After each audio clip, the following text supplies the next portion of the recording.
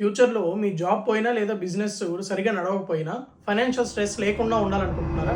అయితే ఈ వీడియో మీకోసమే. స్కిప్ చేయకుండా లాస్ట్ వరకు చూడండి. Welcome to part 2 of episode 2 of basic finance.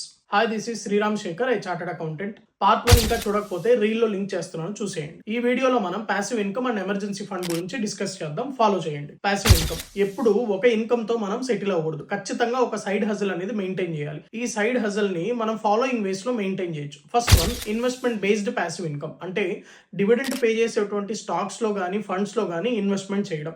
Second one, real estate properties. అంటే రెంటల్ ఇన్కమ్ వచ్చేటువంటి ప్రాపర్టీస్. కాకపోతే ఈ ఇన్వెస్ట్మెంట్ లో కొంచెం ఎక్కువ అమౌంట్ ని ఇన్వెస్ట్ చేయాల్సి ఉంటుంది మనం. డిజిటల్ ప్రొడక్ట్స్ అంటే బుక్స్ కానీ ఆన్లైన్ కోర్సెస్ కానీ లేదా కంటెంట్ క్రియేషన్ కానీ ఇలాంటివి కూడా. వీటి ద్వారా మనం పాసివ్ ఇన్కమ్ ని ఎర్న్ చేసుకోవడానికి ఛాన్స్ ఉంది. Emergency fund. ఎవ్రీ మంత్ మనకు వచ్చే ఇన్కమ్ లో నుంచి కొంత అమౌంట్ ని సపరేట్ చేసి మనం ఈ ఎమర్జెన్సీ ఫండ్ ని బిల్డ్ చేసుకోవాల్సి ఉంటుంది. అసలు ఒక మనిషికి ఎంత ఎమర్జెన్సీ ఫండ్ కావాలి? First of all me monthly expenses ని లిస్ట్ అవుట్ చేయండి. అంటే రెంట్ కానీ గ్రాసరీస్ కానీ వీటన్నిటి కూడా మీకు ఎంత ఎక్స్పెండిచర్ అవుతుందో లిస్ట్ అవుట్ చేయండి.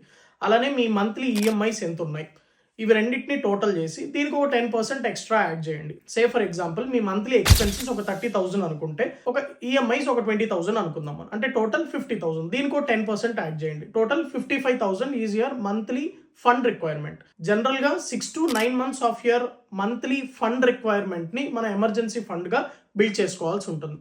సరే, ఎమర్జెన్సీ ఫండ్ ని బిల్డ్ చేస్తాము, అమౌంట్ ని సపరేట్ చేస్తాము, కానీ ఎక్కడ ఇన్వెస్ట్ చేయాలి? First one, savings accounts. అంటే మన జనరల్ సేవింగ్స్ అకౌంట్ లోనే దీన్ని మెయింటైన్ చేయొచ్చు. Second one, short term fixed deposits. Third one, stock market లో లిక్విడ్ ఫండ్స్ లో ఇన్వెస్ట్మెంట్ చేయొచ్చు.